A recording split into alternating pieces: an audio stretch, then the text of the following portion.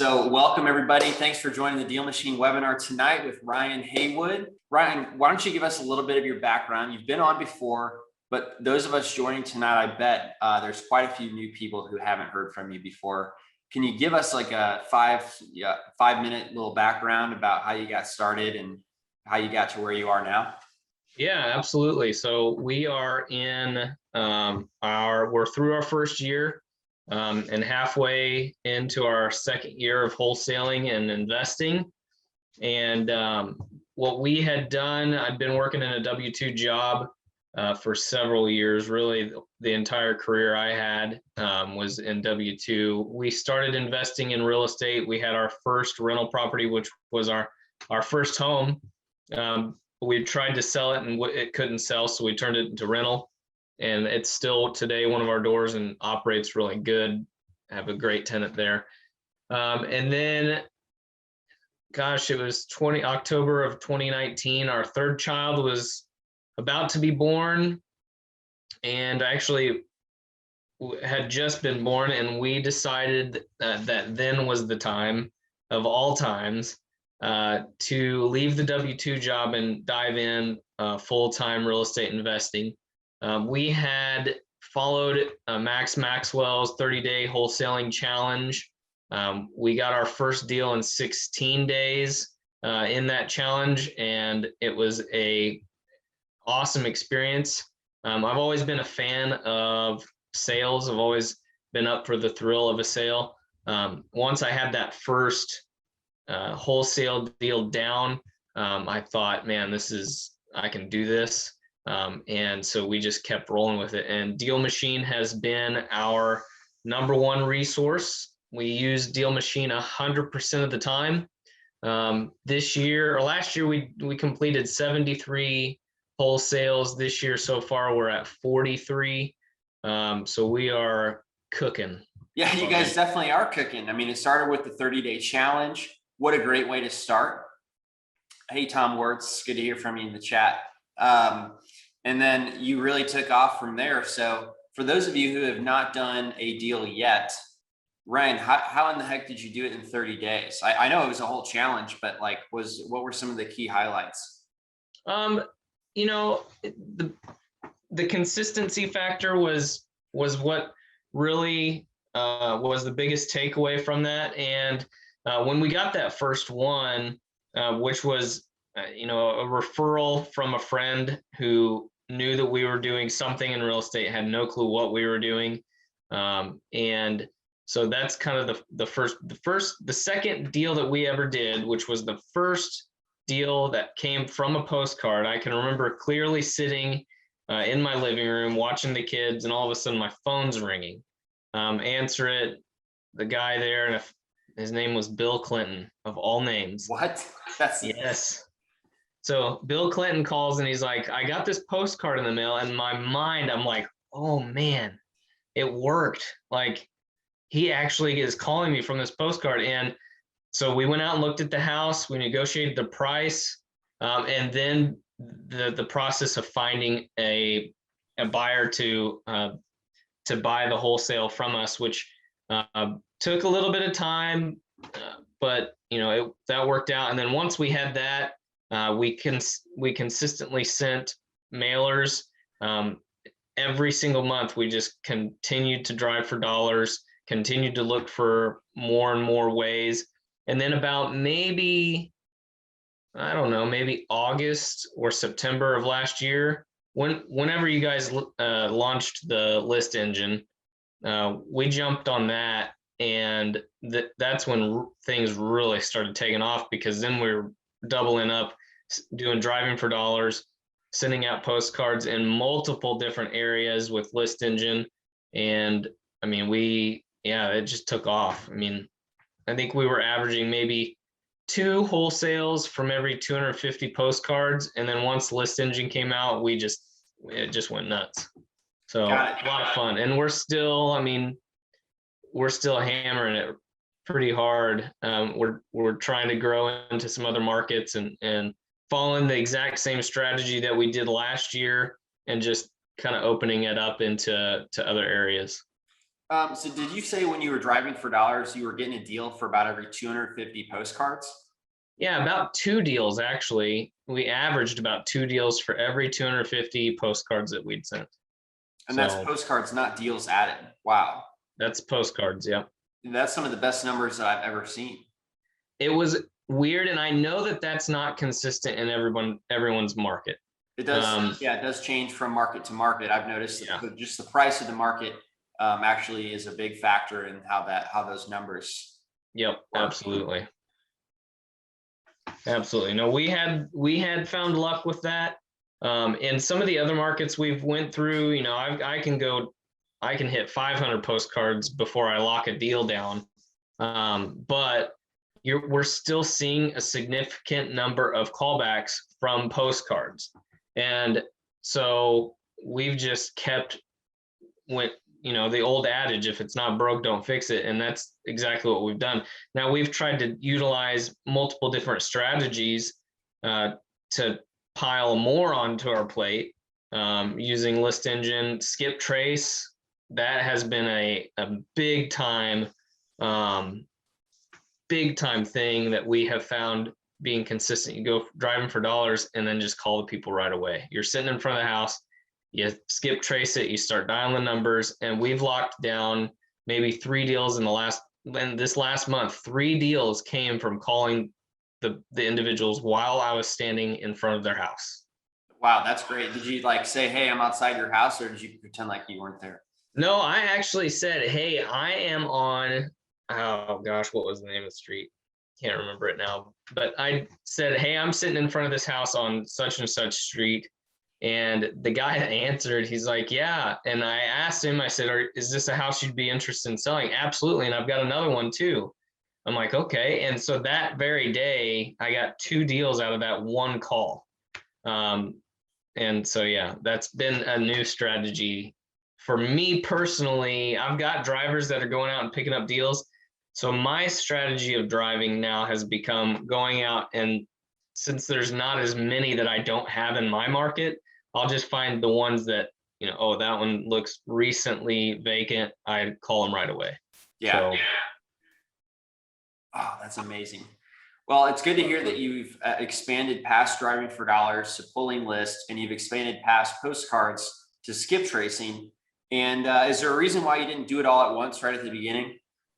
I mean, I was new. It was a learning curve.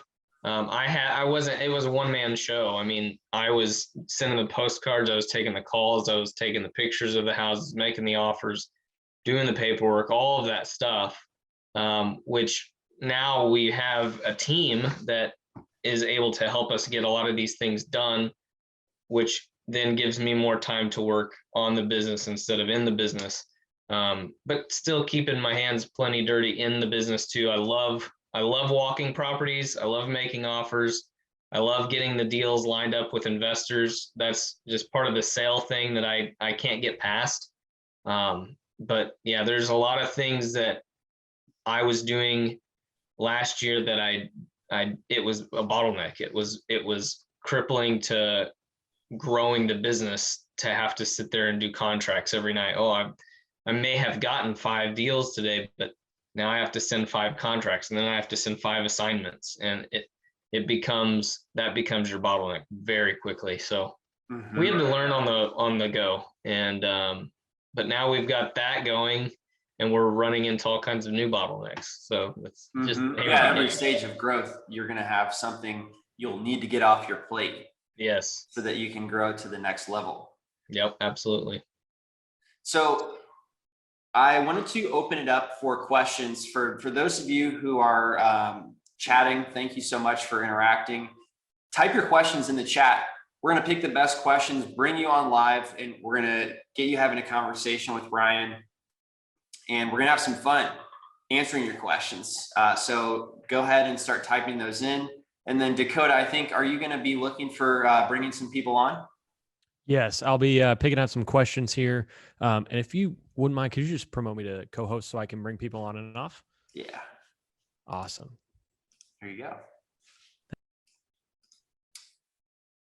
Great. So tell me about whenever you started driving for dollars and then you added the list builder, how did that affect your numbers? Because I would assume you'd actually have to send more postcards with the list builder. Is that true? Oh yeah. I mean, I was taking our number of 250 postcards. I kept doing that. Driving for dollars, we kept doing that.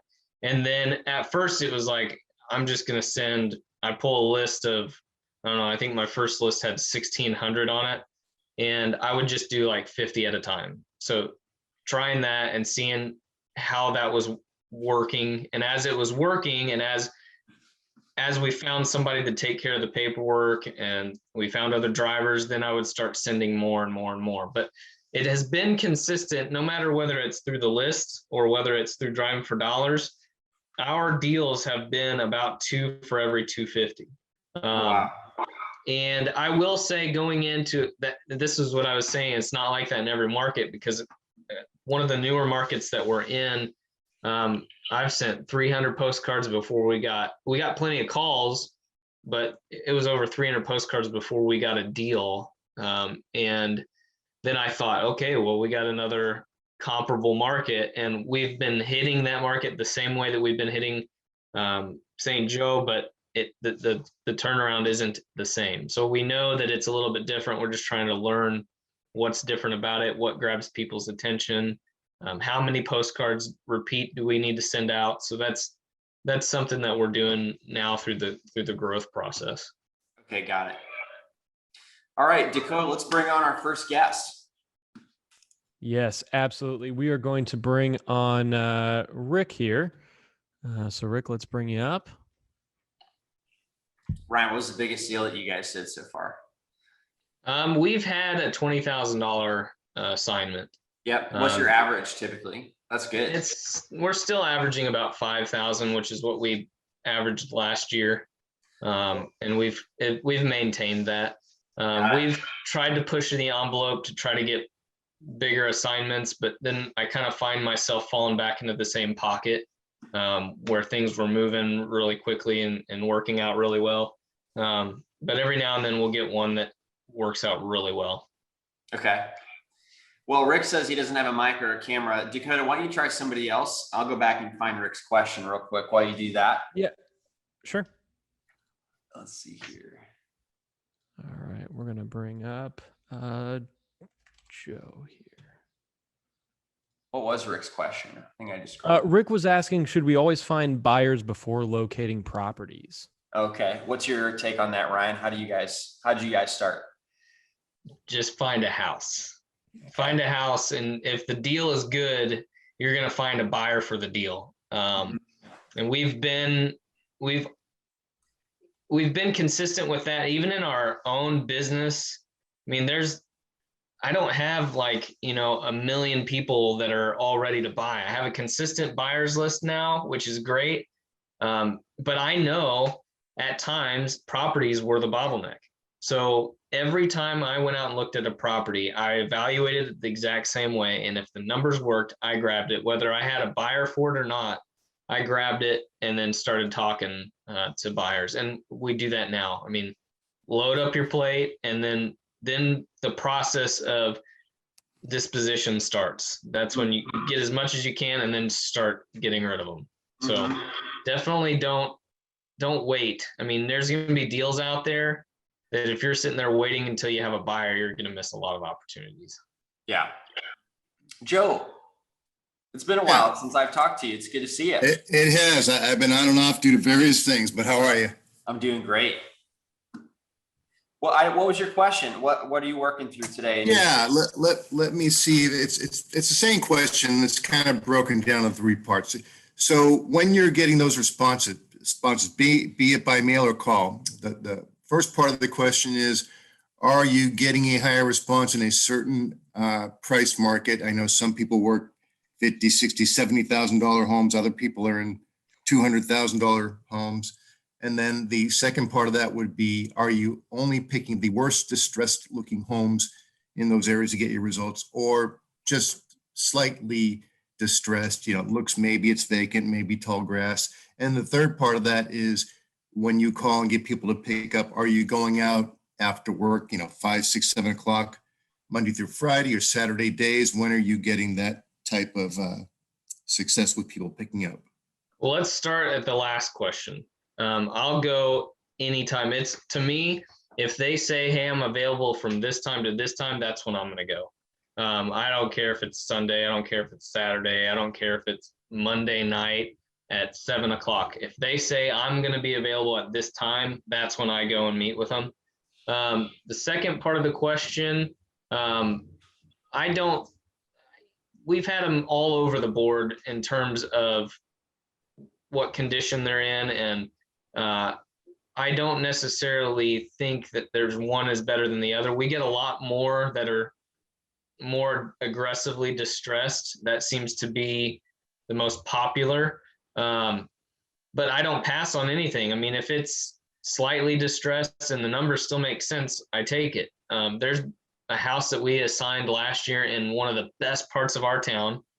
And I was nervous about it because when we were working through the asking price, it was like $70,000. And I'm thinking, man, I don't have a buyer. I don't think I have a buyer that's going to take on a property of this price point. And I still made my offer, and it became one of those, okay, is this one that I can keep and flip myself? And well, I'm going to go ahead and send it out to my list. And I sent it out to the list, and sure enough, there was somebody on my list that was like, that's exactly what I'm looking for. And they took it. It was a great assignment fee, but it was a house that I'm like, you could move into that thing right now. It just, the yard hadn't been mowed, but all the mechanicals were perfect. The electrical was perfect. The plumbing was already updated, new furnace, new central air. I mean, all of it was just like, how on earth did I get that? But then I've had those ones that I go and look at, and I'm nervous about walking into them, as is anybody else that's going in the property with me. We're all nervous about it, but they don't want much for the property. And I know I've got a buyer for that house. So I can't say that I would pass on anything. I see a little bit of both. Majority of distressed homes is what I work with, but I've got packages of properties from landlords that are fully, people that are living in them. I've got one that I'm working on right now. It's like 15 houses and they're all rented. And that's a wholesale deal that we're working on. So yeah, there's really no math to it. It's all over the board. And I'm not picky about anything. And I can't say that I'm having more success with one over the other. I get more distressed houses than I do the nicer ones, the bigger ones, but they all work as long as the math works. Hopefully I answered your question. Kind of. Can I interject one or two more things there on that, guys? Yeah. And let me gear it towards the response to the mailer, not the type of houses we would all do. I think we would all find a buyer in different things. But as far as getting response on the DealMachine postcards, I have all kinds of neighborhoods that I drove and different levels of distress.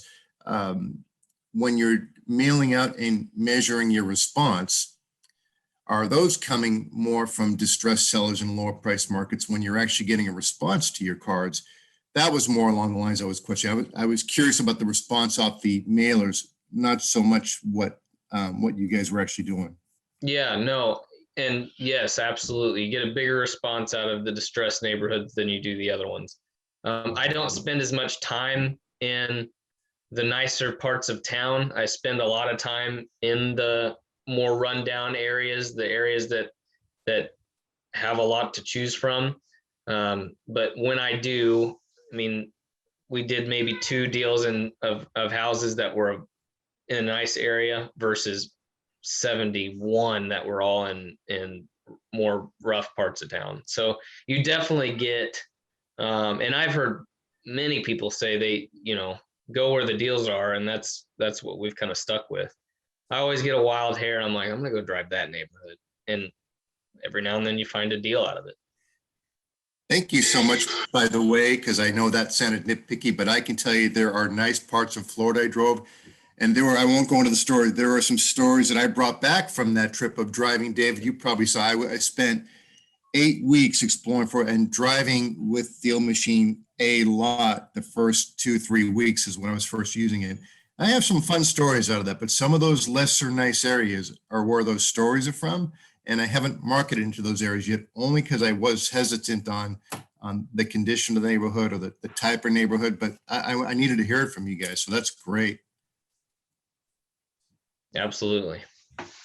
Thanks for asking. All right. Thank you, Joe. Thank you guys. You're welcome. So, All right. one of the things that I looked at in my neighborhood along those lines of like, is the neighborhood too run down is, if the assessed value is $50,000 or less, I tell my drivers to stay away. In my personal experience here, I've needed a little bit more room to make some, if I'm going to be the one like renovating it, oftentimes those homes I found take more than what they're worth to actually fix them up. So that's just a rule of thumb that I've used here with my drivers. Yeah, you're right. I mean, I bought one. In fact, I've bought two. I bought one that was literally turnkey. It was a 1-bedroom house. It was a postcard that got their attention. And I can remember walking through the house and I'm thinking, man, this house is easily like a $55,000 house. Yeah. Easy. And I asked the owner, so what are you hoping to get out of it? And he's like, well, I was hoping you would tell me. And I said, look, I don't want to offend you. I would rather you just tell me what you're wanting to get out of it. And if I can do it, I'll do it. And he said, if a guy could give me 14,000, and I just said, hold there, I'm going to go get my check and we're going to make a deal. So I bought that house, literally spent $500 fixing the furnace, I think, and it appraised at 30. And I was like, man, I thought there was a lot more room than that. But then this other one that I bought 2 blocks away, another 1-bedroom, 1-bathroom. Yeah, I've already put 15K into it. No, and I bought it for 14. I'm like, I'm gonna break even maybe. So, but that being said too, I don't pass on those for wholesales. I just align my strategy for, okay, that's not something that I'm going to do, but there may be a new investor that's wanting to get in. They're wanting to get in something small in a 1-bedroom that they can fix up in their off time, that they're doing themselves. They're not paying a contractor, so they can kind of save some money. I find those and we still assign those too. So I don't, like I said, I don't pass on much. There's been maybe 2 houses out of all of them that I've said, nah, I don't think I can make a deal out of that. Got it. Well, next up, we've got Dave. Dave, how are you doing, my friend? Yeah. So Dave's question was just which postcard templates are you using to get those great KPIs that you've talked about? That's a great question. I haven't looked at my template lately because I've been using the exact same one, and I've named it use this one. So I don't actually know. I'm going to find it so I can show you. Hey, Shannon, how you doing? I'm doing good. Thank you for asking, but I didn't want to unmute myself and interrupt. So yeah, all good. We'll get to you in just a second. So if this will load, I'll hold my phone up to the camera, see if you can see that. It looks like the blocks template. It is the blocks template. And then I've added my company logo. There's a few people in my market that are doing DealMachine, and one of them has the same name as me. So I'm trying to delineate myself so people know who is who. So that's kind of been helpful. People see the name or the logo, and then they see the logo on my truck. And so, kind of helps brand recognition a little bit. I know some people put their picture on there, and that may be something that we can try too, but Blocks has been the one that we've rolled with, and probably will keep rolling with it. So Rochelle chimed in. She's like saying a lot of the members she works with is they are also using the Blocks templates. That's a very popular one, especially because it has such a big spot for your company logo. So it's great to hear you're having success with that too. If you guys don't know, you get like 10 pre-designed templates in DealMachine that you can change up how you're sending. So if you haven't checked that out, it's in your app. At the end of this, we'll do like more of a software demo so we can show you exactly where it is. Shannon, what's your question? What are you working on? So, I mean, pretty much I'm just in the stage of leveraging my money for other people's time. Yep. After So using you're my own hiring time. drivers? Right. I mean, so I Yep. mean, I started hiring the cold callers first. So right now I just got 3 going. But for the duration of me even wholesaling properties, I've always heard drive for dollars, drive for dollars, drive for dollars.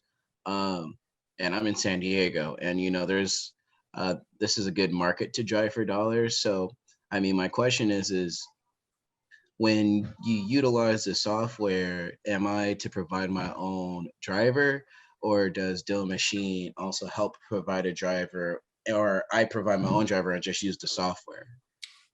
So we do offer, we'll hire a driver for you. It is more on the expensive side, but we can give you, we can talk about that, or I can give you tips. And we've got like an hour-long video of like my entire process. In about 1 minute, I could say how I do it. And maybe Ryan will chime in on his experience. But basically, I pay my drivers $20 an hour. I post the job on Indeed rather than Craigslist because I'm looking for somebody that's like more long-term, less gig oriented. And then I set up a weekly meeting and I make sure they're adding the right types of properties and the right number to make sure I'm getting the ROI that I need. And basically that looks like spot checking the pictures they're uploading, make sure they're adding the right kinds of houses. And then I believe $12 properties, 12 qualified properties per hour is my minimum threshold. And that is how I operate my drivers in a nutshell.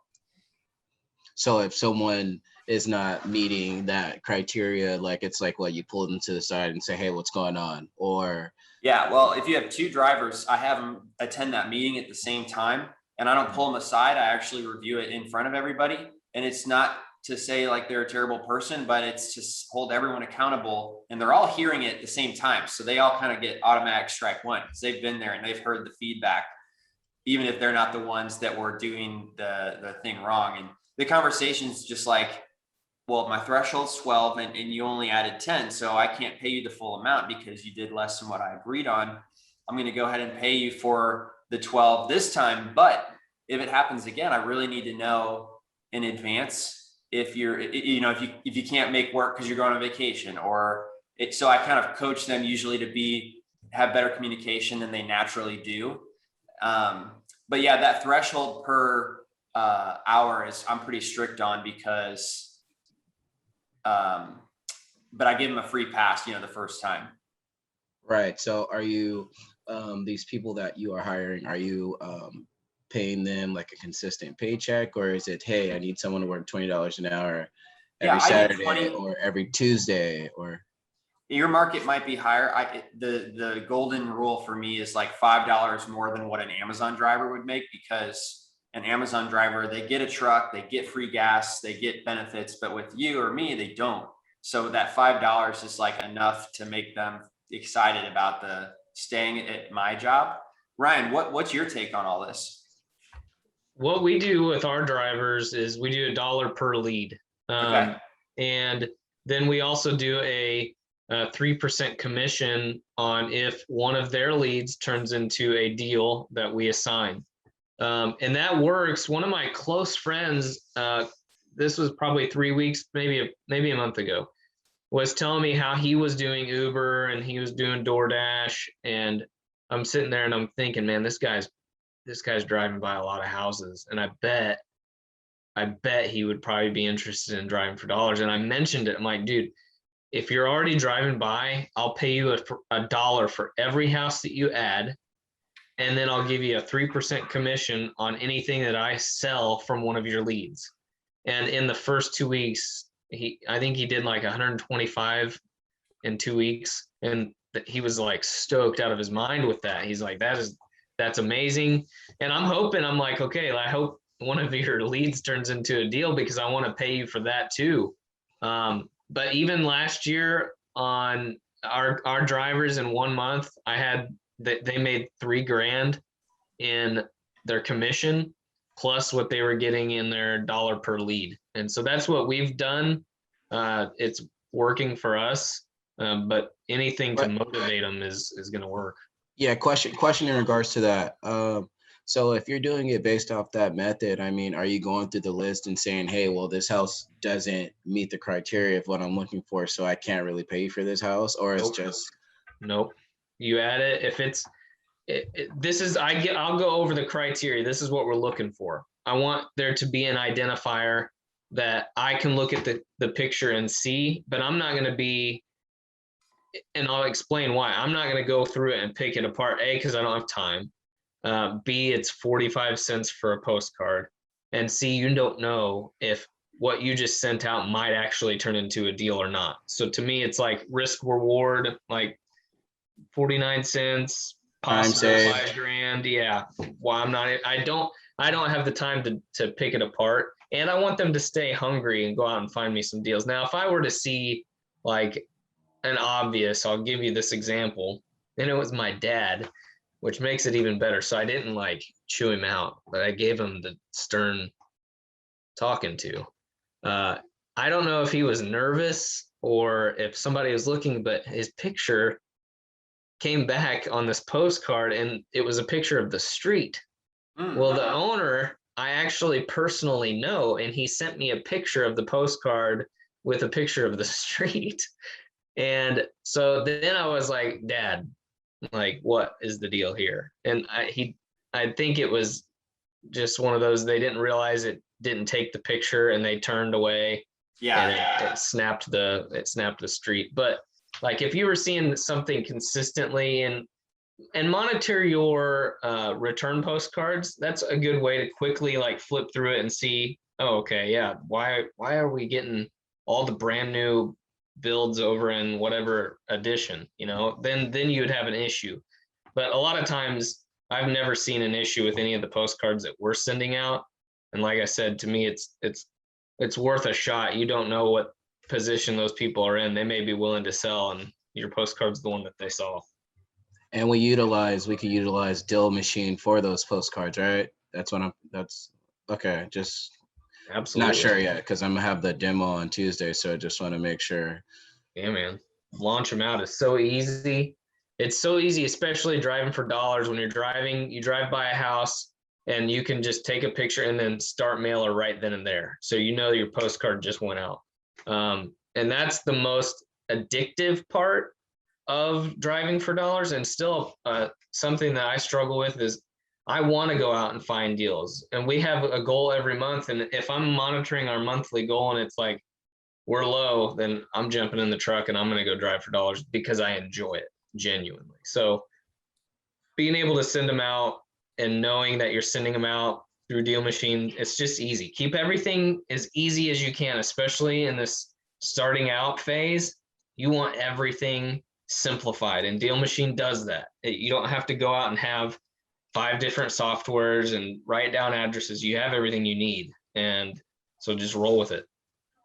Okay. So last question, because I know I'm probably asking more questions than anyone, but All good. are you utilizing the addresses that you're scooping up, and are you skip tracing them as well and then throwing them in the dialer, double whammy, not only sending them postcards, but also giving them a call?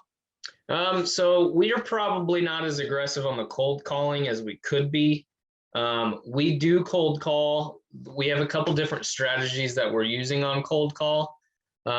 We take the first thing that we do, we take the postcards that have been returned to sender, and that's the first thing we cold call. We'll take all those because we know, okay, it failed to get to them, so that method is no go. So then we're going to call and we're going to see if we can get some response out of that. And it has worked. It has been successful. Sarah, our cold caller, and I won't call her a cold caller because she's so much more than that. She's on this call, I think. So she has gotten such a good response out of the return postcards that, to me, again, it's like, roll with what's working. Keep calling those things because you don't know, okay, one failed attempt. Try cold calling and see if that works. I don't cold call the whole list. I give it time. I let the postcards have a chance to work because it's easy. Okay. So send out the postcards and wait for them to call you. All right.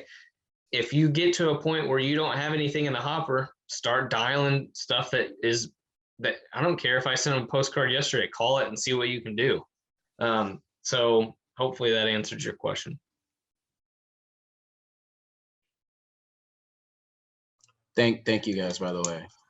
So, Thanks for You're asking. welcome.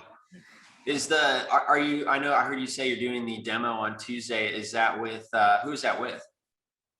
I'm actually not even sure. I was just on DealMachine on my phone, and You I was signed up questioning for should I do the yearly thing or the monthly thing, and then Yep. next to it, it said the button get a demo. So definitely like to check it out before I test drive it before I buy it. But Yeah, man. I'm not absolutely. really sure Probably who's do doing it. I know I'm getting the emails from you. I know that's why I got the email link for this webinar, which was pretty Yep. cool because I thought I was gonna have to wait till Tuesday just to talk to anyone, but this is even cooler. Yeah. Glad you're But here. yeah. Thanks for the great questions. Yeah, I have so many. But I could go all day because I'm just looking to create a 100% automated machine where I just have one person checking in with me instead of 30 people checking in with me. And this is part of that. One last question about the driving for dollars. I'm not sure if I asked it already, but when you're paying these people, $1 per lead, let's say like I go on Indeed and I say, hey, I want someone once a week or just this weekend to get as many lists or addresses as possible. Like, how are you handling that? Is this someone you actually have on your payroll, or is this someone that you're like your little brother? You're like, hey, I need you to go drive around the city. We've got 3 people driving for us. My dad, in fact, my little brother, and then one of my best friends. And I've not gone out the route of going on Indeed because I know there's a circle of people around me that would probably be more than willing to do it. And I personally feel like it's my responsibility to make sure I'm giving in my community. So I'll check with my group of friends and say, hey, this is what I'm needing, who would be interested. And a lot of them are incentivized by the fact, you're getting $1 a lead, but there's a potential that if I land a good deal, you could make a $500 to $1,000 commission on it. Mm-hmm. And so that motivates them, and it has been working. So that's just my personal preference. Plus, it's a little bit easier to trust somebody that than going out on Indeed. Then you really probably should babysit it a little bit just to make sure you're not wasting your time or your money on it. So, but hey, you follow us on Instagram too at Heritage Home Investments, and you can ask any questions you want. We'll help out along the process too. Heritage Home Investments. All right. Yep. Sounds good. Solid. Thank you for answering all those questions, man. I know I was shooting. Yeah. My pleasure. Thanks for the great questions, Shannon. We'll talk to you soon. So it looks like next up, we've got Steve Jackson. Ryan, I was wondering, is there a reason why you guys decided to do the $1 per lead method? Somebody else had recommended it I don't know if it was at We Live 2020. I can't remember now where it came from, but somebody had thrown that out there, $1 per lead. And I'm like, you know what, let's try it and let's see what we get. Because honestly, I mean, $1 per lead, if you go out and get 250 leads, that's $250 a month. That's good money for just driving around town looking at houses that have long grass, Right. So I would pay myself to do that. That's good money. Yeah. Good side hustle. So, Steve, are you there? Can you hear us? Oh yeah, sorry. Hey man, I'm just how's curious. it going? Good, thank you. And thanks for all this great information. Of course, you're a little bit quiet. If you have a mic volume control, do that. Otherwise, we can't hear you. We'll listen very closely. Hold on. Can you hear me any better now? No, but we can hear you. How about that? That's better. Yep. There we go. Cool, thanks. Yeah, thanks for all this great information. Just curious, when you're making your offers, do you follow any like general formula like 55 to 65% of ARV or something like that? I'm going 70% ARV. It has worked in our market. Get really good. One thing I can say, study rehab costs. Okay. You're doing yourself a giant favor, especially with your cash buyers, to accurately know, or have a really good ballpark of what the rehab costs are going to be. I've seen wholesalers out there that'll say, hey, this is a deal, $6,000. Well, yeah, at first glance, any house that's $6,000 seems like a good deal, until you realize that it takes $70,000 to fix the house up and it's only worth 50, which I think was what David and I were talking about just a little bit ago. But I would say get good at estimating your rehab costs. And there's plenty of information out there that you can look at. Bigger Pockets has stuff that, as a book, I think, on estimating rehab costs. Study that, read that. Do your own flip once. That'll teach you a lot about estimating rehab costs. But getting that number in tune is really beneficial for your cash buyers. They're going to appreciate it because it gives them more of an overall look at the property. So you're doing the 70% of the ARV, but that number minus the repairs, minus your fee. And then I always try to go 10% under whatever my maximum allowable is. That way I have a little bit of room to come up. And some people may go even lower than that. And a lot of times, the deeper you get on a deal, the bigger spread you can make. So I definitely encourage, but I would study that repair estimate a little bit. Get to familiarize yourself like that, as if you were an investor, that you were going to spend this much money on it. Or you can at least, I think there's probably some templates out there that you can kind of just check the boxes, and it'll start tallying up a total that you can provide to these investors. It's going to make them come back to you too. So don't always, it cannot be, if you want it to be successful, it cannot be all about that first sale. A lot of people do that. I see it all the time. They want that first big check, and then somehow they're going to make somebody mad because they sold them a horrible house and they're gone and they're never coming back. The minute that they feel jaded by you, it's over. Focus on that first sale. Maybe you don't get that big of a spread, but it's about sale number 2 and sale number 3, because those guys are going to come back. They're going to know, man, this guy, Steve, brings a ton of value, because not only is he bringing me discounted properties, but he's helping me out, giving me a ballpark of what I'm going to spend fixing them up. And that goes a long way. It's not always about how much you're getting, but how much you're giving to these guys that makes them come back. Yeah, thanks. That's really good. Really good feedback.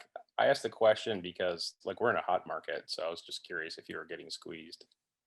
Yeah. In hot markets, like these properties are going for much more than. No, I think, I mean, yes and no. You could say squeeze. I don't think the wholesale market follows the general market. In some areas, it probably does. I know in Kansas City, there are houses that are in such terrible shape, and I know they sell for like 70,000. I'm like, not on my dying day would I pay 70,000 for that house, but people are doing it. And so I think you have to be attentive to what your area is, what your market is, and be smart about it.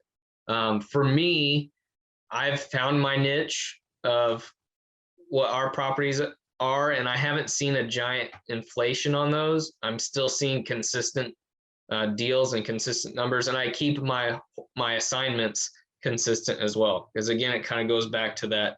It's not always about the first deal, it's about the second one. So I haven't like tried to push more out of it than I can, even though ARV is probably skyrocketing right now.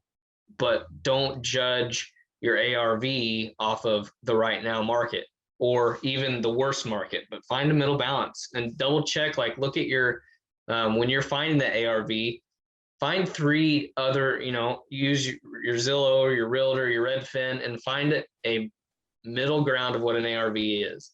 Because again, you're doing yourself a favor, getting a more accurate number in a non-inflated market. Awesome. Thank you. You bet. My pleasure. Thanks, Steve. Yeah, I think the good thing about prices being high, I've noticed, is there's like some Wall Street hedge funds that are paying like 99% of the value for a wholesale house. So even if you're getting it under contract for higher than you think should be, somebody's probably willing to buy it for Oh, higher yeah. than you're willing to buy it for. Yep. That's what I found. Yep. You're absolutely right. And we've seen a few in the last couple months. I've landed a couple properties and I'm like, oh man, I don't know if this just seems like high, but they're still going, they're still selling. So Yeah. roll with it. Ryan, how are you doing tonight? Good to see you. Good, good. It's good to see you guys. Thanks. I wasn't expecting to be on here. I just got home from work. So, but I did have a question for you guys. It's more of a wholesale question. My friends and I started a business. We have a duplex currently that we're renovating, but we're also looking into wholesaling. It seems like it's a good opportunity for us. I've been doing driving for dollars and have lists built, but I have a question. So what happens if you get it under contract and you're not able to get it offload it to somebody, so to another buyer? I heard, basically, I've talked to a lawyer, and it was, you can make a contract, basically you can back out of it and you kind of wash your hands of it. I've also heard of maybe putting down a low earnest money deposit and they get something from it at least. Trying to maintain being a good wholesaler and obviously not just leaving the buyer or the seller totally burned. I'm going to answer this question by telling a story.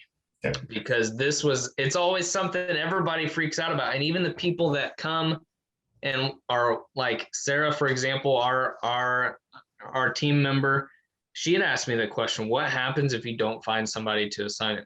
So perfect example, I had a house under contract for $15,000. And we had done multiple walkthroughs with investors and it was getting down to like my last week. And our contract does have the out clause for structural or other issues that we might not have noticed initially, but during your investigation period, which we have a 30-day investigation period on ours, that allows us, if we do find something, allows us to get out of that.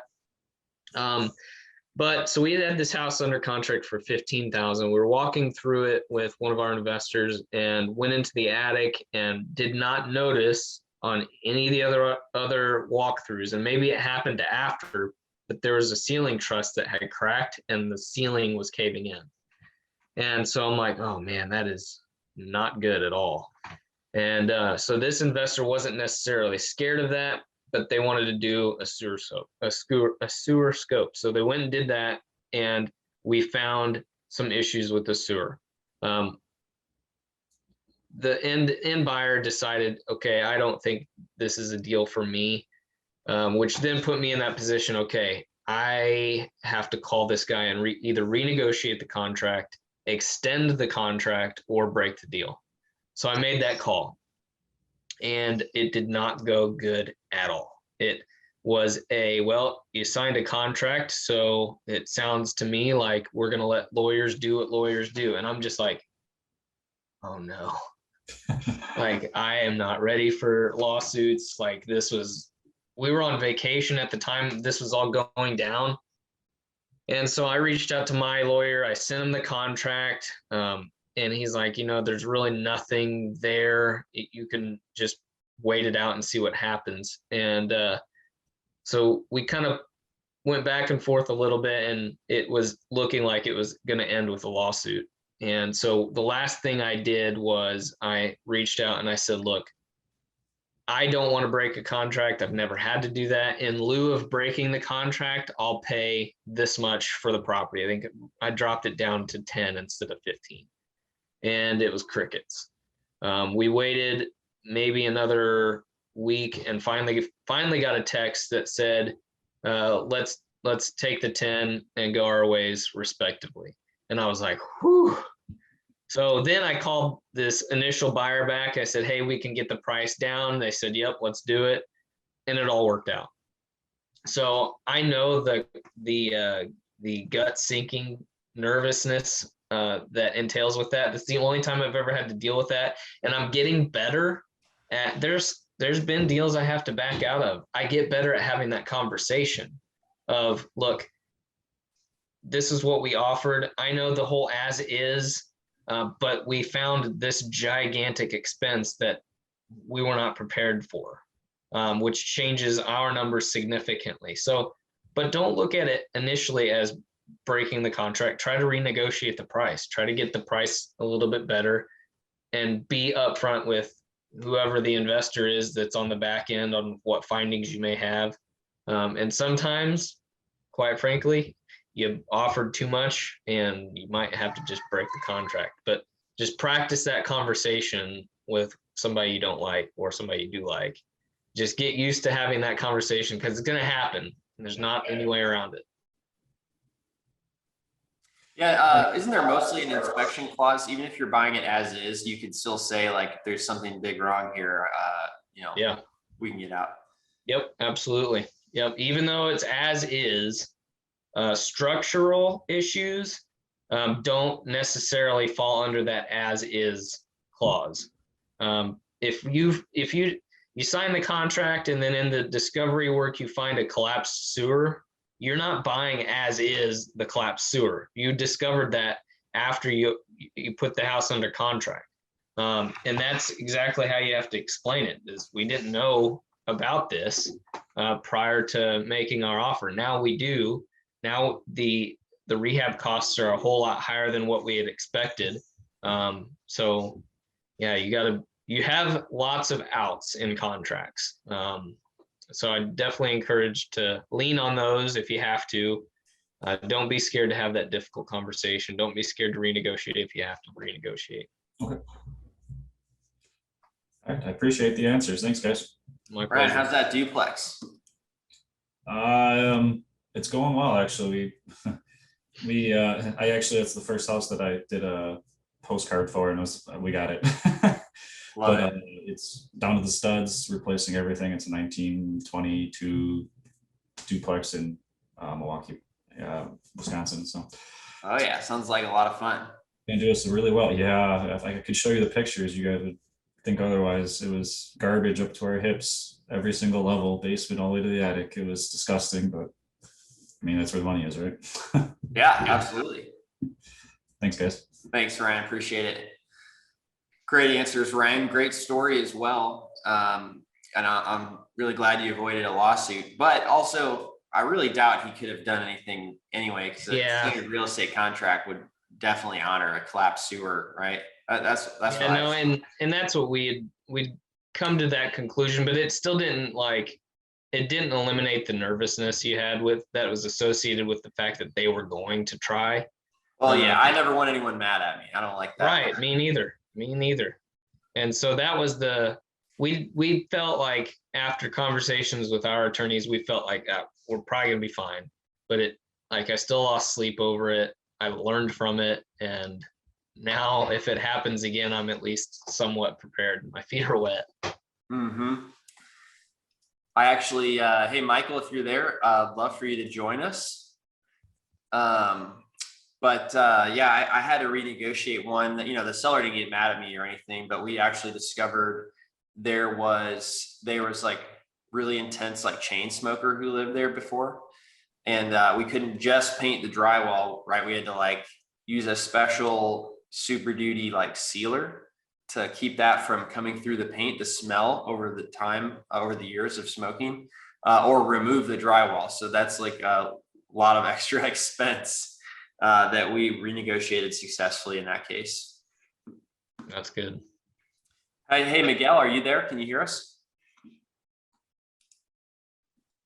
I think Miguel may be having audio issues here.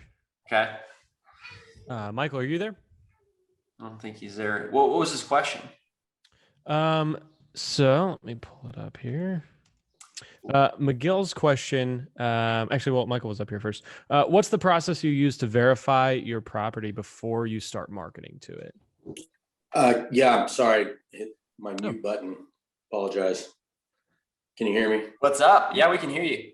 Okay. Yeah. So my problem is I had a couple drivers. They were bringing in so many leads that it was taking me so long to look at look it up, look at the picture. I don't want to just, automatically click 100 leads a day, because that'd be throwing money away, because I know a lot of them aren't going to be good. So what is the process that you use before you start marketing to them, is my question. I'm probably not the best to answer that question, truthfully, because there's not a lot of filtration on my end. We send out postcards. I don't review them before I send them.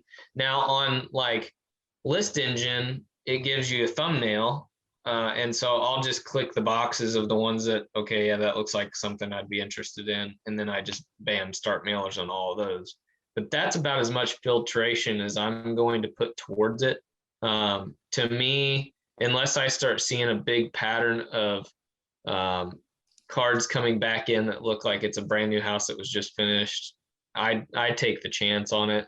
Because I've had it win that way. I've had people, you would think the house was totally fine, and they call and they're like, yeah, my mom passed away, she lived there, the house is practically brand new. And then you start negotiating, and why not list it with a real estate agent? Why not do it this way? Well, I just want to get rid of it. I don't even care what we get out of it. It's paid off, whatever. The story is going to start, and you're going to start learning a lot about it. So I don't think I would be able to accurately answer that question, because that's not the structure of business that we do. So you just send them, and then if they get returned, or if it's that's your filtration. Yep. Yep. Okay. And even when they get returned, I'm still gonna call, because you still don't know. I got one returned, and the funny thing is I don't know how it happened. I got it returned. I stuck it in on my desk to give it to my guy Michael to call, and then the guy called me, and I literally went on the appointment today. It was the weirdest thing. I said, why did you call me? The mail's getting returned. He goes, yeah, I kept yours because you and your son's pictures are on it. And I don't know. Anyways, it was a weird thing. That's a huge tip.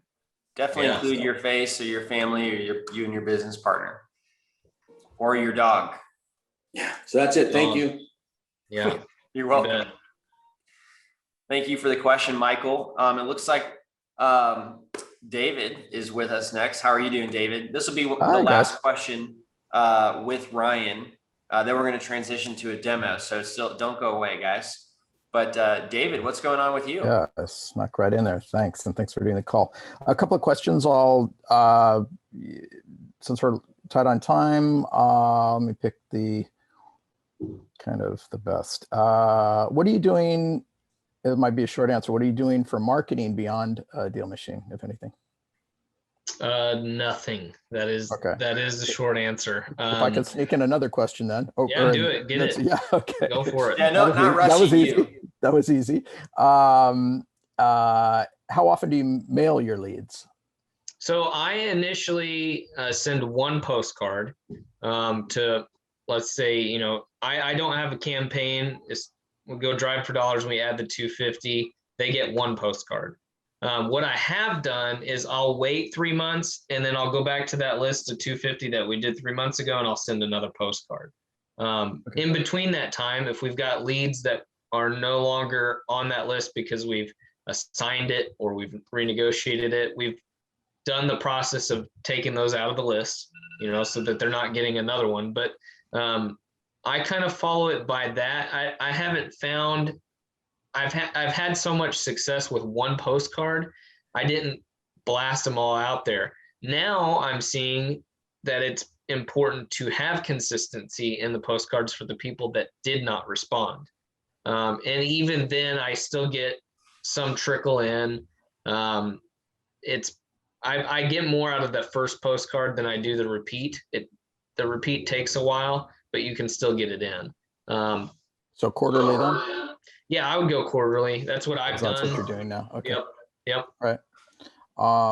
And do you track your marketing costs per deal? Do you track that metric or? Yeah. In fact, I don't remember who asked me that question. I think one of my other investors who's got a real estate training YouTube channel asked me what my average cost per deal was, and we're, I think, under $700 per deal marketing. By the time we've paid, because now we've got a team, so it's not all coming to me So now. that includes labor and postage. Yeah, yep, that's everything. That's the postcard. If there's cold calls that are done, if there's people deployed to take Oh, that's a great pictures, all number, of that. right? Yeah, it's great. It's good. Dave cut me off. I've got 3 more, but I'll go quick. Can it? Yeah. Get them okay. in, man. All right. What's your I'm offer? not pressuring. What's your offer to purchased ratio if you track that? If that's a Ooh. clear question. Ooh, that's not a statistic that I've tracked. Right, like, But I would say it's probably 90% or better. Oh. I really do try. The numbers just have to make sense. To me, that's all I'm looking for, is making sure the numbers, if the math works, I'm good. I'm going to make my offer. Sure, but does it work for them? That's where the metric comes in, right? Exactly. And it has. There's been a couple that, look, this house is going to take 60,000. You're asking for 40. I can't make it. It doesn't make sense, you know? So yeah, I would say there's probably 10% of them that I pass on. That's an amazing closing ratio.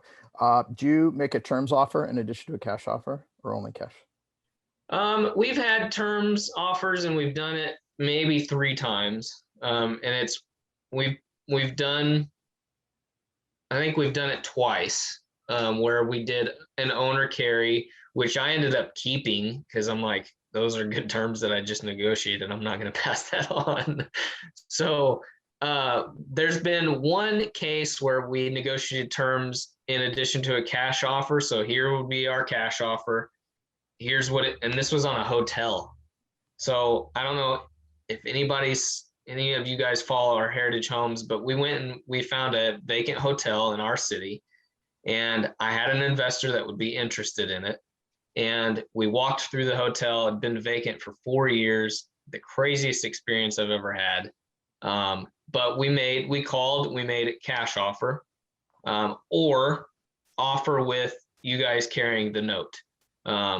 So yeah, we do that. It's not as often. I don't see the need for it as often. But if you're doing high 90s closing, like, I guess if you're doing a high 90% closing ratio, then right, maybe not necessary. And I'll close with this. What's your biggest challenge? It changes. So the biggest challenge we're having right now is closings, in the sense of there's title work that needs to be done, or there's commitments that need done. There's a list of line items on the title that needs cleared, and doing that. Last year, my bottleneck was me sending the contracts out to people, buyers and sellers. I solved that problem by hiring a processor. Now my desk time is taken up by trying to find the uncle on a deed that's 2 down. I'm skip tracing things. I'm trying to, hey, I need this. You're doing that yourself. You haven't figured out a way to outsource that yet. That's been my struggle. Yep, those are the best deals, right? But yeah. But it's also kind of the weirdest skill set. It is, yeah, and I need to get that one off my plate because it is time consuming. Cool. Thank you so much. I appreciate Thank you, David. My pleasure. Thanks, David. Really appreciate having you here. Yeah, thank you. And Ryan, I think it's time to go play with your wife and kids in the playground. Yeah, we are in Nashville, Tennessee right now, on our way to Tampa. Oh, wow. So we've got some, we're only here tonight and then on the road again tomorrow, and having lots of fun in the real estate world. What's going on in Tampa? We are going to be at the Collective Genius Conference. Okay, awesome. That is your first time joining, or have you guys been a member for a while? This is our first one. This will be the first experience there. We're really excited about it. And DealMachine has done so much for our business, including introducing us to Collective Genius. So kudos to you. Yeah, I thought Josh had made the introduction for you. I'm really Yes. glad that you joined. Yeah, absolutely, man. It's going to be fun. Fantastic. Well, guys, let's give it up for Ryan and stick around because we're about to jump into a demo. But Ryan, just thank you so much. We really appreciate having you here. And It's my congrats on pleasure. the continued Thanks for inviting me. success. Of course. And then Dakota, can you help me do this demo? Absolutely. Let's do it. You do demos frequently, I hear. So All you day, would every be day. really good to lead this with me. All right. I'm going to go get a little bit of water. Do you want to start us off on maybe the first page here? Yeah, absolutely. Well, yeah, thank you everyone for being here this evening. I am Dakota Allen. I'm one of our member trainers here. So I'm doing our trainings here throughout the week. So let me just get my DealMachine dashboard here pulled up. Let's make sure we got our chat up here. Wonderful. So yeah, thanks everyone for joining. And now we'll jump into our demo here, just of DealMachine, right? We're going to walk you through a lot of the different pages, different tabs that we have, and just give you a general overview, right? So starting out on the dashboard, we've got all this information here that we can set up, right? So we want to have a certain number of profit per month, right? Expected deals or expected profit per deal, right? We can set all these sliders. We can calculate what our annual profit would be, what our expenses might look like, and set up all of our goals here. Okay. Now, if we scroll down here, we've got this tab for registering for the webinar here that we just attended. So, we do these bi-weekly webinars and you'll see this show up so that you can register for the next one. And then at the bottom of the dashboard page, we have our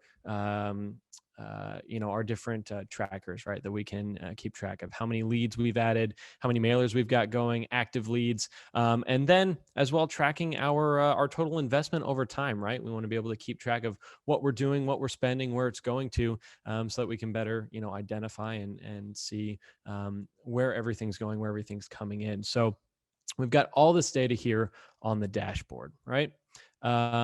And now we can move into actually something that we just launched last week. Really exciting. It's this tasks tab. If you've logged into DealMachine, you've probably seen this. You'll probably have your one task here that you can complete. Right. So this is something that, again, we've just added, but we can create tasks. This is my one here, creating my first task. We've got all the details over here on the left side when you click into it, how long ago it was added. So we can mark this one as complete. And now it will be completed. So we can also create new tasks, right? We can type out a description, what needs to be done, right? If it's a follow-up call, if it's an appointment, if it's a mailer, whatever that case might be, who we need to assign it to, right? So if you've got multiple people working with you on your DealMachine account, right, you can assign it to individuals, providing task details, right? So if you're going out on an appointment, providing maybe the owner information, what you might want to look for, questions you might want to ask, and then a due date as well. So if it needs to be done by a certain point, or if it is on a specific day, then you can set that due date to keep track of all that information, right? So this all shows up on one spot. It's a phenomenal feature that we've just added, and hopefully something that you guys will be able to take advantage of. Alongside that too, one thing you can also do, let's see here. If we go, well, I guess we'll talk about that in a second, right? So we can actually assign these to specific leads if we wanted to do that. We can show that process a little bit once we get into the leads tab here. David, anything else you want to add about either the dashboard or the leads or the task tab? Yeah, you can also, if you're in a deal, you can assign that deal to somebody to look into or to send an offer to. So you can attach your tasks to certain deals, which is helpful if you've got a business partner and you guys don't want to drop the ball on any of those follow-up items. That's the only thing I would add. You might have said it. Yeah, absolutely. Absolutely. So now moving on to the map tab, right? And if you've got one of our Driving for Dollars subscriptions, you'll have access to this map tab here. And this is where you'll see all the information, right? So if you're on the mobile, you'll be able to follow your driving while you're out there driving, adding properties. But this is what it looks like from the desktop view, and it'll be very similar either way. So as you're driving, you'll be able to identify these properties and then add them as you're going, right? So right now I'm in pin mode, and that's typically what I'm operating in when I'm on the desktop site. I think it's a little bit easier just to see this information that pops up. But if we clicked on this lead right here, 1302 Lawrence Road, we've got some basic lead information. We can scroll down, we see everything there. We can also add leads. So when we click on add lead, it will go directly into our leads list, right? And from there, just to show you that process here, this is where we'll get our information, right? So we can skip trace from this view if we'd like to do that. We'll see the mailing address, assign campaigns or mailers to this, starting our mailers. Again, and as well as that basic information will still remain available there. Now, another way that you can add leads to if you're driving along, and typically this is what I'm doing, is utilizing this tap to add mode. So you'll see this from the mobile view below the search bar on the left side. You'll click there and then you'll switch it to tap to add. And basically what that means is instead of tapping on the property and then clicking add lead button, as soon as you click on it, it will add that lead into your leads list. So it does help keep your eyes maybe more on the road a little bit if you are out there driving. A little bit of a faster process, but it's incredibly easy to use. And then of course, while you're driving along, you've got the camera little icon there that you can click to take a photo of the property that you'll utilize on your mailers, right? Ryan talked a lot about that. We do find that helps increase your response rate if you're doing that. And then a few other things about the map tab too, right? You'll notice some of these lines here, right? So with our professional plan and above, you'll have access to this, which is called Route Tracker. So Route Tracker will show you where you've driven, where everyone else on your team has driven. We give you this color coding Yeah, what do the red ones mean? They're old, right? You haven't driven there in a while.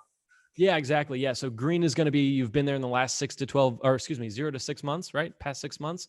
Yellow is going to be 6 to 12. And then anything red is going to be 12 plus. So it helps you know, right, when you may want to go back over, recanvas that area, see if there are any new deals that might have popped up. It's been a while since you've last been to that area. So all of this helps you keep track of everything, as well as, right, you see where all these lines are.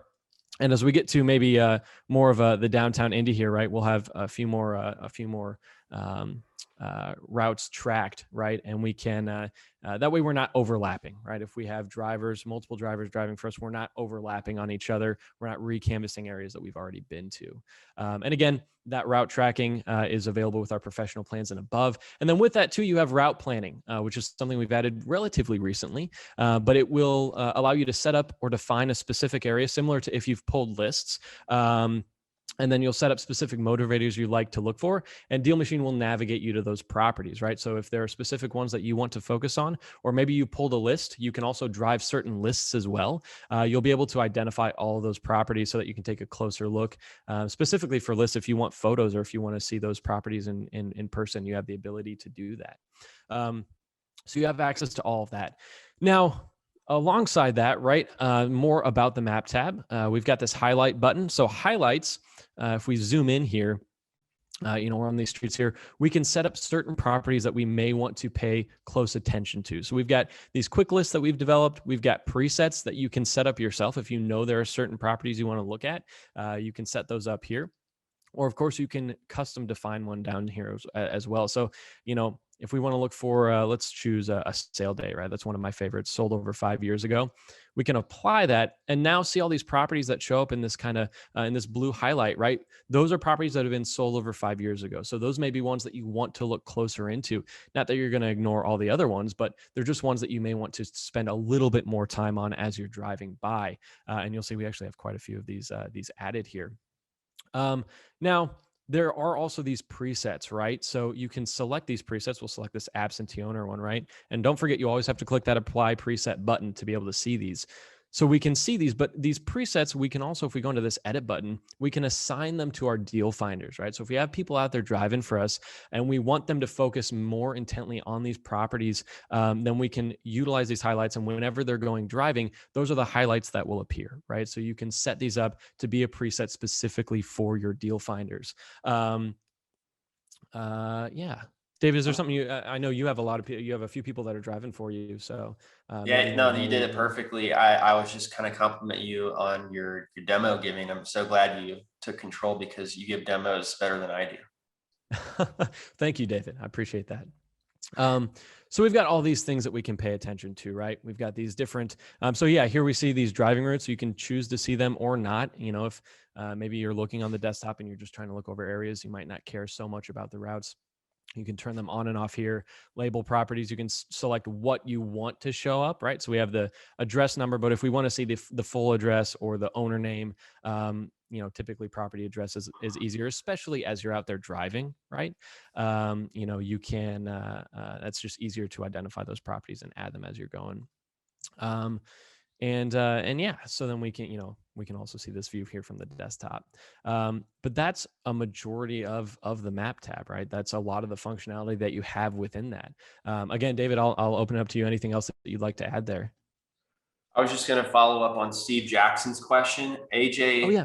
had shared an article in the chat, but I wanted to just verbally say that you could export these leads that you're adding into a CSV or Excel worksheet if you wanted to. We'll show you that here in a little bit. Yeah, absolutely. Yeah, that's a great segue here into our next tab, the leads tab, right? So once we've generated all these leads, we've brought them in. Now we can organize them. We can see them all here in the leads tab.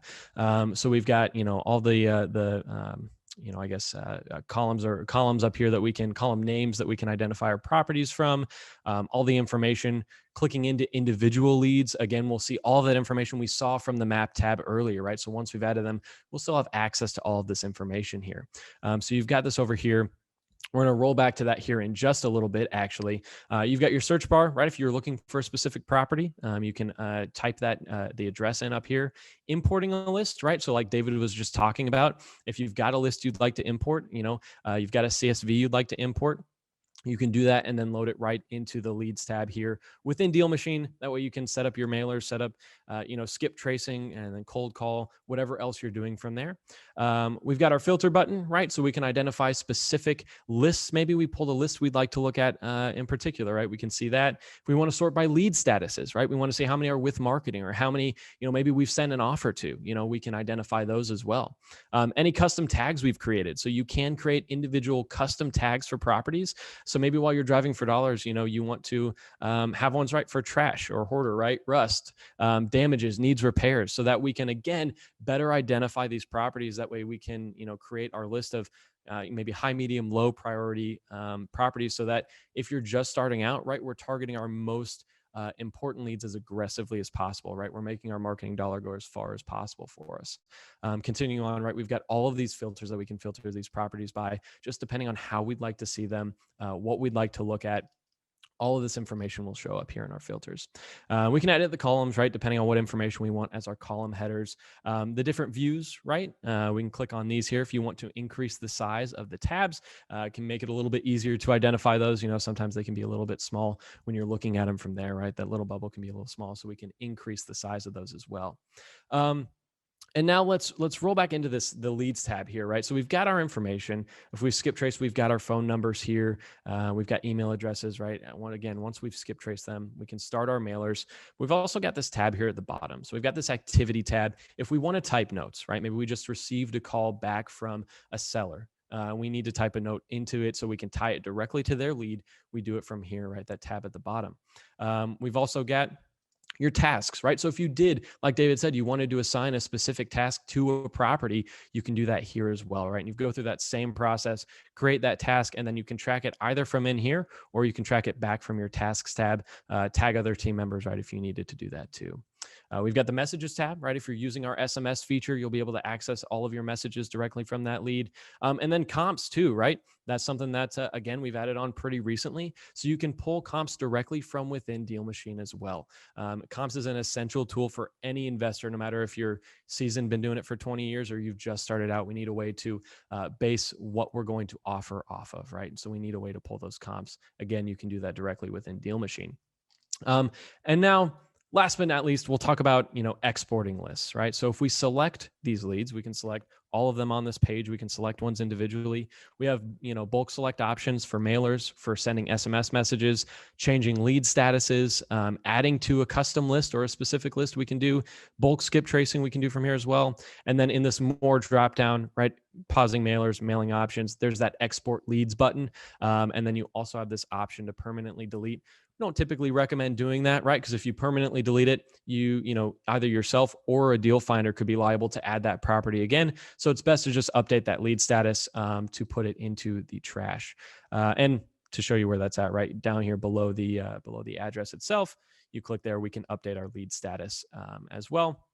Again, in trash, unresponsive, unqualified. That way we can keep track of where all of our leads are at and how they're performing. Yeah, David, anything else you'd like to add to the leads tab here? Well, no, I thought you covered everything. That was amazing. Oh, did you show them how you can make the pictures bigger on the leads tab? Yes. Yeah. So over here on the left side. You did. Okay, I missed that. Clicking on the, yeah. Yeah. And I love that. It makes it so much easier to identify these properties individually. What about the skip tracing plethora of data that we provide? Did you show them that? Yeah, so that's a great point. So let's go into one of these properties here. And again, you can bulk select them or you can go individually. So let's do a little bit of both. So doing one individually, clicking into a lead here, click skip trace, and give it a couple seconds. There we go. So now we've got an additional mailing address, right? So we can send our mail here. We've got all these phone numbers. So we give you a bunch of information with these phone numbers, right? Connected and disconnected status, landline. If there were a mobile number associated, we've got mobile numbers, caller ID, so we can better attack the owners of these properties, right? So we see this one is for Gail W. Connolly, right? And that matches up with this owner occupied information. So that helps us save a lot of time if we are cold calling to be able to identify these owners a lot quicker. And then email addresses, right? So we give you those as well. If we can identify any of those, if we can bring back any of those for you. So we give you all of this information with our skip traces, with our basic and professional plans, or starter and professional, excuse me. It's 14 cents per hit for a skip trace. And then for our elite members, it's 12 cents per hit. So just to give you a little insight on the pricing for that. And then as well, right, we've got bulk select options. So if we select a few of these here, click the skip trace button, confirm that we want to skip trace them. It'll take a few seconds. There's a success message there, and then that information will load in. I think my computer might be working a little hard with the Zoom here in the background, but it's a very, very fast process to have this happen, right? So this all bulk selected or individually, you can take care of that right there. Yeah, and as we go through here, we'll see that update. All righty. So perfect. Now moving on to the driving tab. So the map tab and the driving tab kind of come together, package deal with the Driving for Dollars subscription, right? No matter which tier, you've got access to these. You can see how much time you've spent driving, how many miles you've driven. We can track our routes here, so we can see all of our deal finders, right? And see the routes that they've taken, right? How many miles they drove. We can see how many leads they added, how much time they spent driving. We've got all this information here. Again, if we click on that little portrait icon, we can see a larger view of the route that they took. Up here, we can organize this, right? What we're seeing in this analytics graph. We give you all these presets. You can custom pick filters as well. We can see all the drivers that we have with us, right? All of our team members here in this driving tab. Search for individual ones, right? As we continue on in here, right? We'll just see all of these different routes that they've taken. We can view the map. Yeah, I mean, that's a lot of what, just if you want to see the individual information on how many properties were added, how long it took, and where they were, you can see all of this here. David, anything else that you might keep track of as you look in the driving tab for your team? Well, not in the driving tab, but there was a question from Dave. He asked if you could email right out of the app, and I said you can't, but I did share an article about how I set up a Zapier integration to automatically send a personal email to the property owner when I skip trace using my existing email login. So I pasted that link in the chat for anyone who's interested in setting that up. Oh, perfect. Yeah, absolutely. Thank you. Awesome. So yeah, so that's a lot of the driving tab, right? So now we can move on to the mailers tab. Okay. And we've got a few different portions of this. We've got a really exciting update coming out soon, but there will be more on that just very shortly here. But we've got our signatures, right? So we've got individual signatures that we can look at. We can create new ones as well. We've got our templates, right? So you heard Ryan talking about some of the templates. We talked about some of the templates that we have available to you. So we've got a handful of them here that you can utilize. A lot lot of these have the text that you'll need on there. You can update it if you'd like to, but I mean, the text that we create does get very good responses. You can select which type of mailer, if you want a postcard or a ballpoint written letter, right? So we do offer those. It's written by a machine, but it's an actual wet ink pen, gives it that personal feel when that seller receives it. It can help increase your response rates by creating that more personal connection with the seller. We talked about it, right? You can choose your colors. You can clone this template, right? If you want to leave it and then create a new one, you can do that, restoring all the styles or deleting it. You've got a lot of control over each individual one here. And you'll see, right, we've got the ballpoint ones. If you'd like to see a little preview, I guess we can pull it up here. So you've got this information, again, that all written with an actual wet ink pen. And a lot of these, some of the important parts to point out, right? We've got the picture, the property photo on here. We've got a photo of ourselves, right? Like Ryan was talking about, picture with your son, picture with your dog, help create that personal connection with that person you're trying to market to. And then, of course, all of your contact information here on the back. So you can create this, again, to fit your needs specifically. So that is the templates page, right? So we've got campaigns as well. Campaigns is an add-on. That's odd. It should be popping up. Oh, are you a member of my account? Yeah. Okay. Yeah, something in my account got messed up, and that's probably why you're experiencing this. Yeah. But basically, just campaigns allow you to, instead of repeating the same mailer, guys, it lets you send one mailer at first, and then it lets you pre-program a sequence of different mailers. And so that's an option in DealMachine, but it's not showing up for some reason on this test account. Yeah, so the campaigns is a really cool feature, right? So you can set up that multi-step marketing process. Helps create some variety when you're marketing, and especially if you want to utilize maybe a ballpoint letter at first, and then follow it up with a big postcard with a photo of their property on there, and then another one, right? Another ballpoint letter after that. You can set up all those individual steps. You can have them repeat as many times as you would like, which will help you eventually move towards that end goal, right? Of getting in touch with that seller. So the campaigns add-on is a phenomenal feature there. Our calendar, so we can see out when all of our mailers are going out, right? We've got all of our scheduled mailers here, which ones have been sent. We can see which ones we've got scheduled even. We can keep track of our estimated price and everything like that here from the calendar tab. So if we want to plan our follow-up from there, we can absolutely do that as well. And then, of course, right, any issues, potential issues, nothing to display here. But you do have access to seeing that information as well. We try to provide as much as we possibly can. Moving on to the next one, I guess, David, one more time, I'll defer to you. Anything else you'd like to add there? Looking good? You're Awesome. good. So moving on to the list tab, and this is where we're going to actually use our list builder feature. So similar to driving for dollars, we've got two forms of lead generation, driving for dollars and list building, this being the list building feature. But not only will you see custom lists that you've built, but you'll also have access to some of these other ones. So if you're using our SMS feature, you'll be able to see our new conversations that we've started. We organize them into lists for you so you can better track those individually.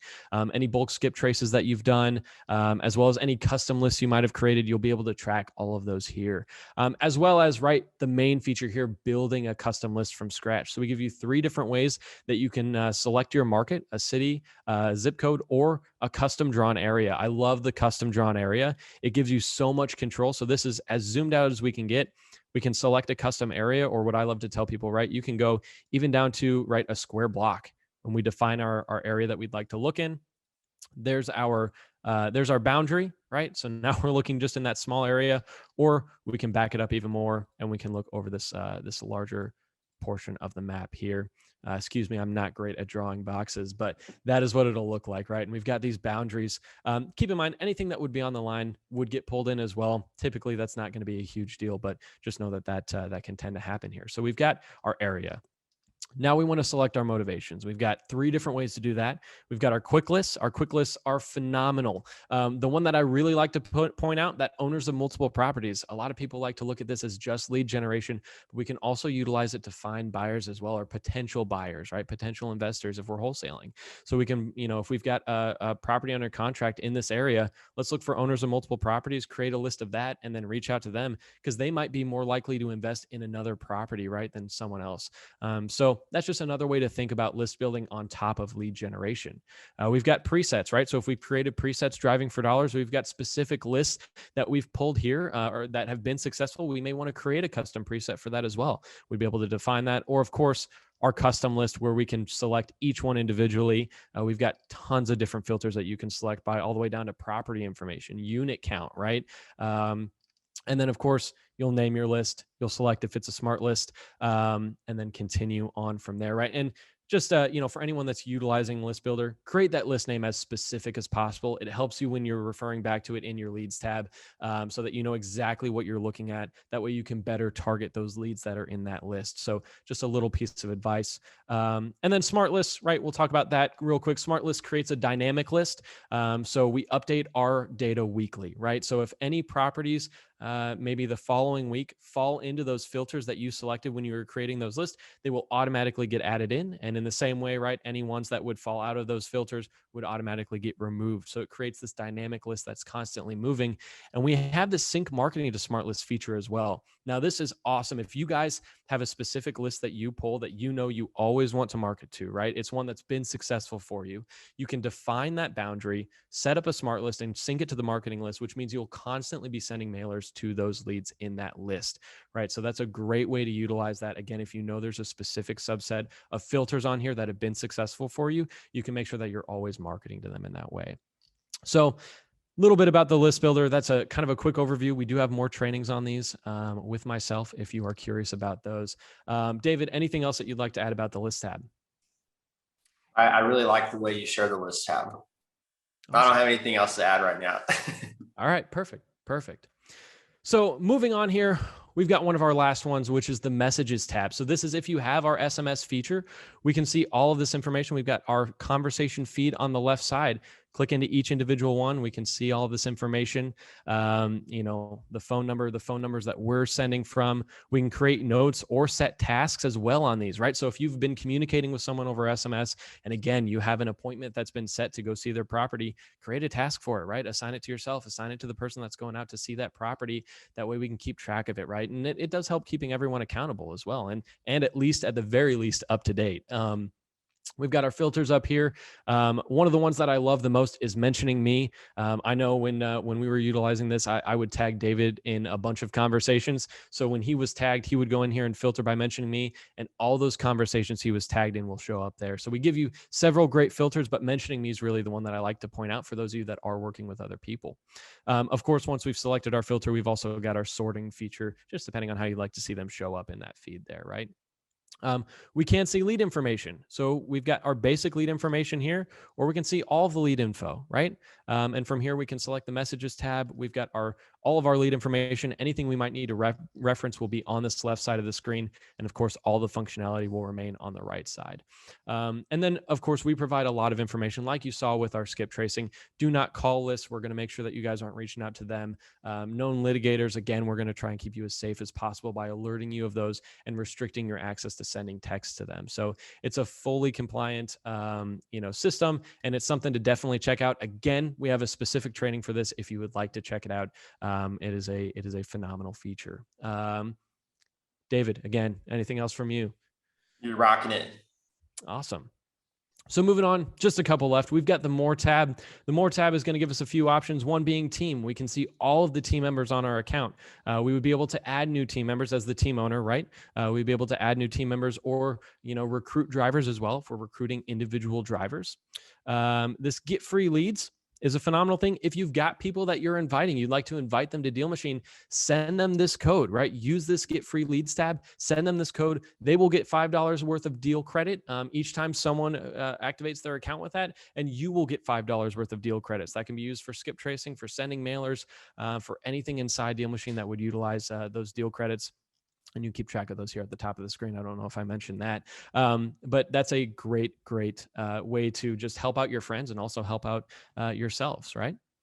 We've got the settings tab, right? So we can see our profile, our mailing options. Again, the owner view, we may want to switch to David here to show a little bit of that, but we can see. Yeah, I can do that. And what's that? Yeah. I can switch over here. Yeah, perfect. Here, I'll stop the share there. And the reason we're doing this, right, is to just show you a little bit of additional information that you'll see from the owner view, right? So perfect. So yeah, so we've got our engines. Yeah, go ahead. No, Dave. you go. So we've got our engines and add-ons, so we can see the leads that we're managing currently. Our driving for dollars, how many leads we've added this month. List Builder, obviously with our elite plan, you can add an unlimited number of leads, but with our professional and starter plans, there will be lead limits that you will operate within. Of course, our SMS marketing feature, there will be conversation limits. So one cool thing about that, again, you can add you can start as many, send as many texts as you would like within that conversation limit for the month. So we don't charge you per message and we don't cap you at a certain point. Continuing on, right, we've got our different add-ons too.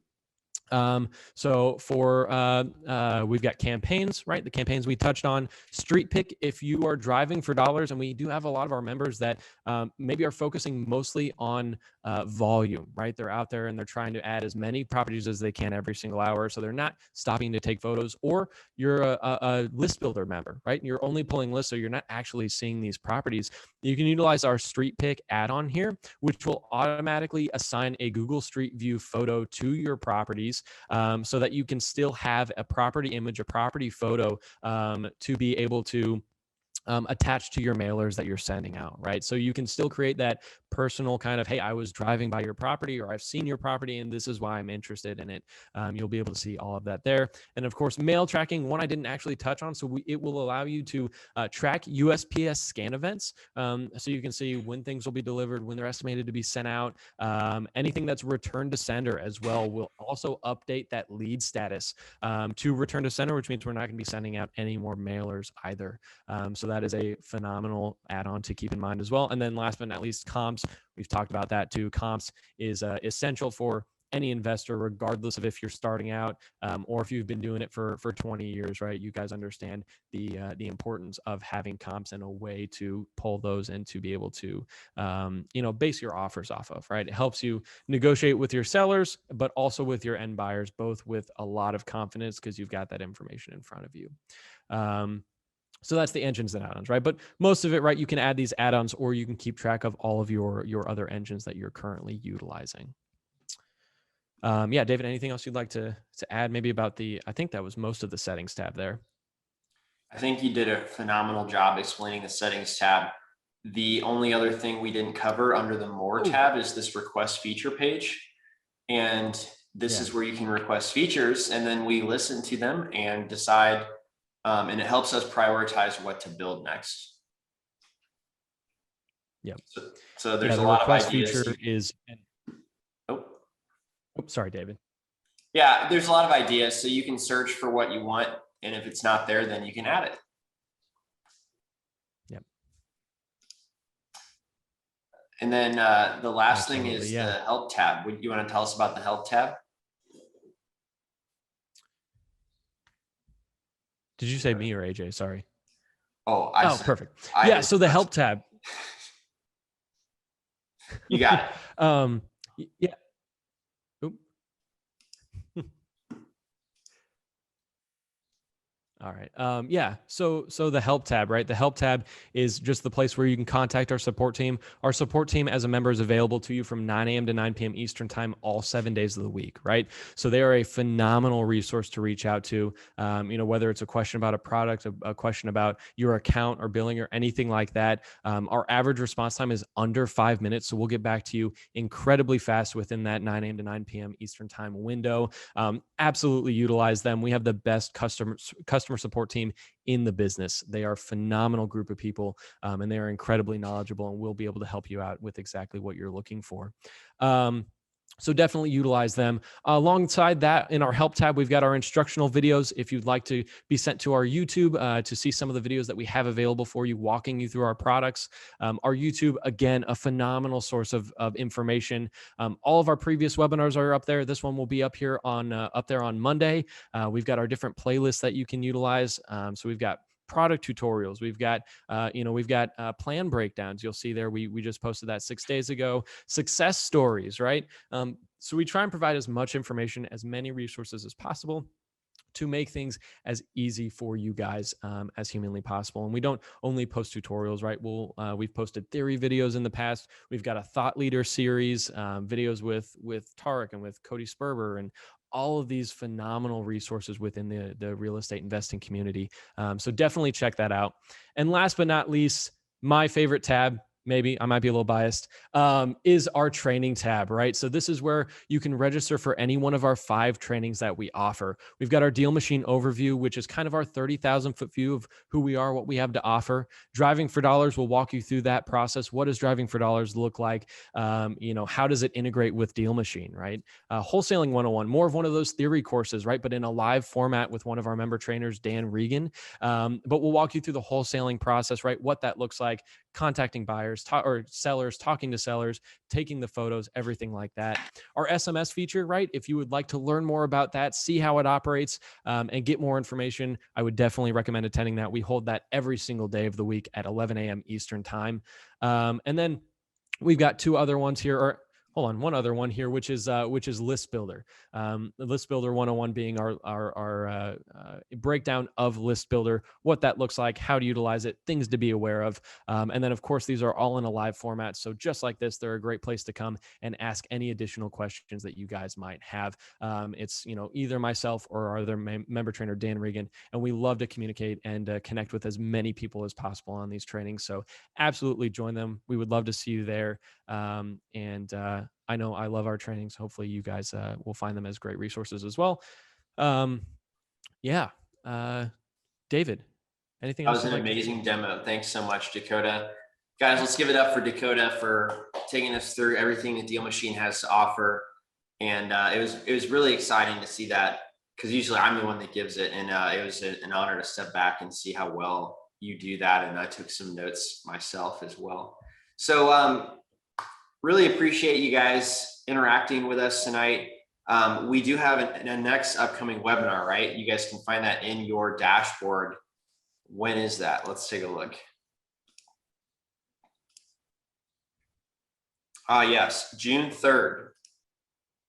So if you guys want to join another live training that's on a specific topic, those are down here in the bottom left with the live training button. If you want to get onto another live demo like this, the next one is Thursday, June 3rd. So you can sign up right here from your DealMachine dashboard. Yep. So what kind of closing thoughts do you have, Dakota? Anything we want to leave everybody with? Yeah, I think this was a phenomenal webinar. Ryan obviously provided us a lot of great information. Want to thank everyone who attended. One thing I always say, and I think is a great thing that we do here, is just reminding everyone, like, this is a journey, right? Enjoy it, enjoy the process, take advantage of it, learn from everything that you guys are taking in, just enjoy it, right? And the hardest part, if you're just starting out, is taking that first step. So I encourage everyone to just go out there and do that. Take that first step, start driving, start pulling lists, start making those phone calls, because as soon as you do it, you're going to fall into this and it's just going to start coming together, right? So continue adding your leads, continue reaching out to all of them. Last thing I can say is just, I wish everyone here all the luck in the world. And I'm excited to, be able to watch everyone here grow. Awesome. Thanks, Dakota. Thanks, AJ. Yeah. Appreciate all of you guys. And I look forward to seeing you on the next live training or webinar, and happy deal finding.